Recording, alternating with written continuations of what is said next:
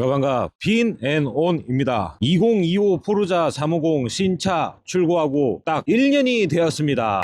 현재까지 주행거리는 4,500km 정도를 운행했는데 배달이 아닌 출퇴근 및 약간의 라이딩 그리고 가끔 장거리 주행까지 해본 포르자 350 라이더로서 포르자의 장점과 단점을 이야기해 보려고 합니다. 다른 쿼터급 스쿠터를 타보진 않았기 때문에 비교가 아닌 포르자 350만 가지고 1년 동안 주행하면서 저의 주관적인 느낌 말씀드린다면서 자, 그럼 장점부터 시작하겠습니다. 첫 번째 장점, 일단 힘이 좋다는 게 체감이 됩니다. 최고 출력 29.4 PS 7,500 RPM, 최대 토크 3.3kgm, 5250 RPM. 땡기면 잘 나가는 그런 느낌. 잘 나간다는 게 스로틀을 감으면 탁 치고 나가는 건 아니지만 스로틀을 어느 정도 감고 유지한 상태에서 속도가 점점 오르는데 그만 올라갈 때가 된 것 같은데 더 올라간다고? 더 올라간다고? 그런 느낌. 제가 어릴 때 마그마 시티백 그리고 카빙 125cc를 타봤는데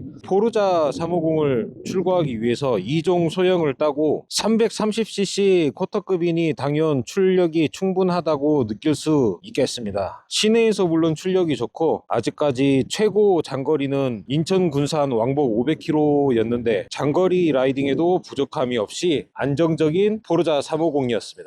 그럼 두 번째, 본의 아니게 가성비가 좋다. 25년식 기준으로 포르자 350은 연초 빠르게 출시를 했는데 769만 원이었어요. 이후 타 브랜드 경쟁 모델이 대부분 포르자 350보다 가격이 높게 측정되면서 본의 아니게 포르자 350이 가성비가 좋아졌습니다. 이제 쿼터급 스쿠터 800만 원 이상은 봐야 하더라고요. 이번에 26년식 포르자도 출시를 했다고 해서 홈페이지에서 보니까 가격이 동일하게 측정이 됐더라고요. 이런 면에서는 가성비가 좋은 쿼터급 스쿠터 포르자 350이 되겠다. 세 번째는 트렁크 용량이 크다. 48리터 대용량 러기지 박스로 시트 하단에 풀페이스 헬멧 2개가 수납 가능하다고 하는데 이건 풀페이스 헬멧의 모양에 따라 되는 게 있고 안 되는 게 있는 것 같습니다. 저 같은 경우에는 홍진의 i31 오픈페이스 헬멧을 쓰고 있고 와이프도 동일한 걸 하는데 제가 이거 2개를 넣으려고 하니까는 2개가 다 들어가진 않더라고요. 어쨌든 그만큼 용량이 크긴 하다. 용량이 크다 보니까 뭐 제가 헬멧을 2개를 놓고 다닐 일은 없어가지고 제 거 헬멧 하나와 이제 뭐 장갑 간단하게 정비할 수 있는 것들, 그다음 뭐 촬영용품, 그다음에 뭐 세차 수건이나 극세사 타월 같은 거, 뭐 USB 충전 때문에 잭이라든지 그런 것들을 놓고 다니고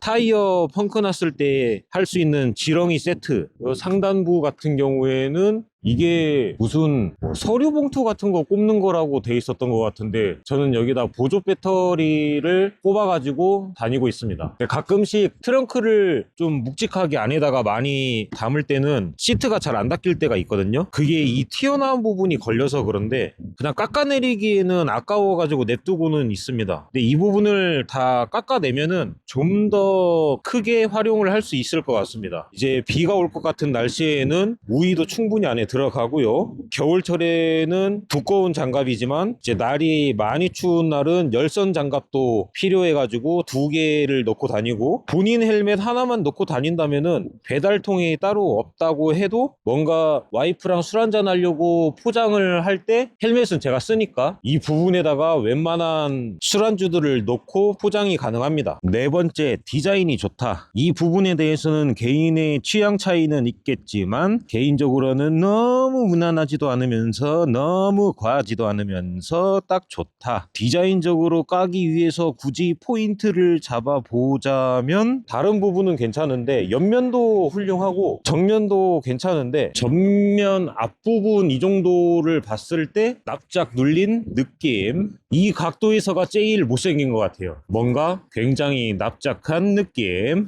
저 같은 경우에는 레드 컬러를 타고 있잖아요. 출고할 때는 몰랐는데 이전 연식 포르자 350 레드 같은 경우에는 사람들이 다라이 에디션이라고 부르더라고요. 그 고무 다라이 같은 컬러감이 있어가지고 고동색이라고 해야 하나? 그런 컬러여가지고 사람들이 레드를 안 좋아했는데 25년식부터는 예쁜 레드로 바뀌었습니다. 저도 만약에 고무 다라이 같은 색깔이었으면 굳이 레드를 사지 않았을 것 같아요. 다섯 번째, 연비가 잘 나온다. 포르자 350 공식 연비가 38km per 리터인데 제가 강화도 라이딩 당시에 계기판상 트립을 리셋하고 주유를 하고 한 바퀴 삥 둘렀을 때 계기판상 트립으로 36km per 리터가 나왔습니다. 예, 공식 연비와 비슷하게 나왔다는 점이 좀 의미가 있고 연료 탱크도 11.7리터로 상당히 큰 편입니다. 이제 그 밖에 전동식 스크린이라는 점, 옛날부터 포르자 350의 장점이었죠. 2채널 ABS가 있고 TCS 등이 있다. 특히 TCS 트랙션 컨트롤 시스템 경우에는 혼다에서 HSTC 셀렉테이블 토크 컨트롤이라고 부르더라고요. 알다시피 미끄러운 노면에서 전후륜 회전량을 감지하고 컨트롤하여 안정감을 제공하는 시스템으로 요즘 웬만하면 TCS 정도는 다 있습니다. 근데 이게 제가 한번 빗길 횡단보도에서 페인트 부분을 밟고 있다가 출발할 때 미끄러지면서 TCS 터지니까는 몇 번 중심을 잡아준 적이 있어가지고 이 기능은 진짜 유용한 기능입니다. 이제 단점을 알아보겠습니다. 서스펜션이 별로다. 뒷쇼바 경우에는 1단에서 5단까지 조정을 할 수 있습니다. 기본 3단으로 세팅이 되어 있고 이 조정을 통해서 좀 딱딱하게 약간 물렁하게 조절을 나에게 맞출 수 있는데 앞쇼바의 경우에는 심한 방지턱이나 패인 곳을 지나갈 때 앞바퀴가 탁 치는 그런 느낌, 충격이 잘 전해지고 기분이 나쁜 그런 느낌. 단점 두 번째로는 25년식부터 디지털 5인치 TFT 계기판으로 변경되었습니다. 이거는 장점 아니야 라고 할 수는 있는데 시인성이 좋아졌고 다양한 정보를 직관적으로 파악할 수 있다고는 하지만 시인성이 좋은 건 맞는데 기본 바탕화면에서 전압과 수온 표시가 없다는 점, 이것을 확인하려면은 이 조그만한 조이스틱으로 옵션을 찾아서 들어가야 합니다. 이게 굉장히 불편했습니다. 전압의 경우에는 저는 볼트미터 겸 충전기를 설치했거든요. 그래서 그나마 불편함을 약간 해결. 충전하니까 이어서 말해보자면 C타입 충전이 가능합니다. 순정 기본으로 그런 기능이 있는데 이 프론트 이너박스 안에 있거든요. 저 안에 보시면 요 부분 C타입 충전이 가능한데 프론트 이너박스 안에 있다 보니까 일반적으로 우리가 핸드폰이든 뭐든 바깥에다가 설치를 하잖아요, 본체가. 그러다 보니까 선이 씹히더라도 이너박스를 강제로 닫아가지고 충전을 사용을 했습니다. 근데 제가 볼트미터 겸 충전기를 설치를 해가지고 이제는 이렇게 C타입과 USB 하나씩 돼 있는 제품으로 했거든요. 이것으로 이러한 불편함도 같이 해결을 했다. 볼트미터 겸 충전기 설치하는 영상은 조만간 올리도록 하겠습니다. 세 번째는 크락션 위치. 많은 분들이 이거는 이야기하는 부분입니다. 이 크락션 위치가 방향 지시등보다 위로 올라가 있으니까 급하게 누를 때 손이 잘 안 갑니다. 우리가 운전하면서 방향 지시등을 자주 사용을 하고 보통은 이 밑에 있거든요, 크락션 위치가. 그래가지고 손이 기본적으로는 약간 이렇게 운행하는 사람들이 많아가지고 갑자기 위로 운전하면서 안 보고 누를 때는 이 손이 잘 안 갑니다. 급할 땐 이거 누를 시간에 2채널 ABS를 믿고 브레이크를 꽉 잡게 됩니다. 크락션 버튼도 좀 애매하게 돼 있어요. 이게 보면은 이렇게 돼야 제대로 빵 하는 거거든요. 이 위쪽을 누르면 안 됩니다. 약간 아래로 내리게 돼 있어가지고 급하면은 손이 이렇게 가가지고 잘 안 눌려요. 이 부분 때문에 알리에서 뭔가 버튼을 바꾸는 이렇게 약간 돌출형으로 옆쪽으로 좀 길게 나온 그런 제품을 구매해놨는데 이 부분은 나중에 설치하게 되면 다시 리뷰를 해보겠습니다. 네 번째는 포르자 350 배터리입니다. 이거는 단점이라기보다 좀 너프된 느낌. 이전에는 유아사 배터리가 들어간 걸로 알고 있는데 제가 작년 여름에 배터리 방전을 한 경험이 있어가지고 겨울에 배터리 교체를 하면서 봤더니 봤더니 후르카와 배터리가 들어있더라고요. 근데 CCA가 130이에요. 유아사 배터리가 들어갈 때는 190ccA가 들어가 있는 걸로 알고 있고, 저 같은 경우에는 배터리 교체를 BS 배터리로 했는데 이게 가성비가 좋아가지고 한번 사용해보고 있습니다. 가성비 좋은 BS 배터리도 근데 CCA가 190이거든요. 후르카와 배터리 130ccA도 물론 충분하겠지만 뭔가 너프된 느낌, 이거는 조금 아쉬운 면이 있습니다. 다섯 번째, 혼다의 불친절이라고 해야 할까요? 혼다 브랜드 네임밸류에 맞지 않게 딜러점이나 대리점이 불친절하다는 말이 많습니다. 물론 전바점이겠지만은 저 같은 경우에도 그런 경험을 했습니다. 혼다라는 브랜드 이미지에 맞게 앞으로 조금 개선되어야 할 부분이지 않나, 그렇게 생각을 합니다.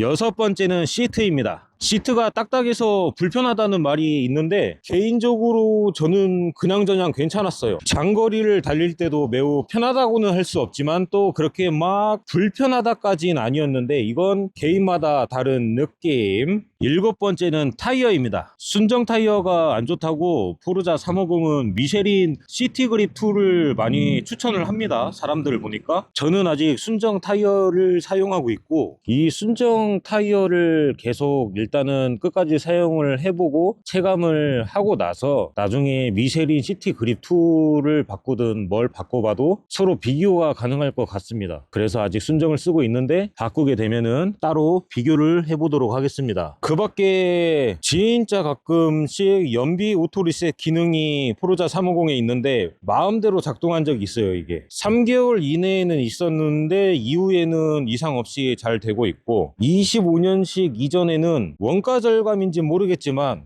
아래쪽 카울에 컬러가 없어졌습니다. 제가 포르자 레드를 탄다면 여기 아래쪽 카울 이 부분도 맞춰서 레드 색상이 들어갔었거든요. 그 카울의 컬러가 없어진 점, 그리고 PCX 신형에는 이제 열선 그립이 들어가더라고요. 근데 쿼터급인 포르자 350에는 아직 없다는 점. 혼다 딜러점에서 차량을 구입 시 제공되는 서비스가 하나도 없었습니다. 뭐 초회 점검 이런 거 말고 서비스로 해주는 게 따로 없고, 전에 보니까 출고하고 나서 이제 업체에서 따로 구매를 하게 되면은 업체마다 다르지만 열선 그립이라던가 몇 가지 서비스를 장착해주는 경우가 있더라고요. 근데 초회 점검이나 이런 거는 그런 업체에서 구매를 하더라도 다 받을 수 있는 부분인데 정식 혼다 딜러점에서는 그런 제공되는 서비스가 하나도 없다는 게 좀 아쉬웠다. 그리고 포르자 350 하면 항상 떠오르는 말, 구동계 이슈가 있는데 제 채널에 어떤 분이 댓글로 24년 9월 이후 드래븐 페이스 부품 이게 개선품으로 변경되어 가지고 무브볼 갈림 현상이 없어졌다고 하시긴 했거든요. 근데 제가 발인이라서 직접 확인은 못하는 부분이 있습니다. 혼다 모터사이클 카톡으로 뉴 26년식 포르자 350 발매가 되었다고 왔습니다. 아직 매장에서 확인은 못 해봤고 사이트에서만 보면 25년식과 달라진 점이 없는 것 같습니다. 그대로 출시를 하는 것 같고 가격도 동일하게 측정이 됐더라고요. 만약 나는 포르자 350을 사야겠다, 근데 업그레이드 된 신형을 사고 싶다면 27년식을 기다려 봐야 할 것 같고, 함께 온 카톡에 보니까 차량 무상 점검 서비스 프로모션을 하고 있습니다. 26년 3월 9일부터 시작을 했고 4월 3일까지 진행을 하니까 무료 점검을 받아보시고 유상 수리할 부분이 있다면 10%도 할인이 된다고 합니다. 참고하시길 바랍니다. 자세한 사항은 혼다 홈페이지 이벤트 안내 보시면 있습니다. 이제 봄이 온 그런 느낌, 따뜻해지니까 사람들이 오토바이 출고도 많이 하는 그런 느낌, 쿼터급 스쿠터 포르자 350을 출고할까 고민하시는 분들에게 도움이 되길 바라면서 그런 지금까지 빈 앤 온이었습니다. 감사합니다. 아, 이거는 왜 색깔이 바랬냐. 아이고, 이것도 바꿔야 하고 뭐 이것저것 할 게 많네. 아이고, 끝. 낭만을 잡고 싶어 함께 하게 된 포르자 더 잡고 싶어. 시간을 돌릴 수는 없겠지만 난 괜찮아. 구독과 좋아요 없는 건 싫지만 진심과 열정 하나로 버텨볼게. 그래 그러니까 내가 하고 싶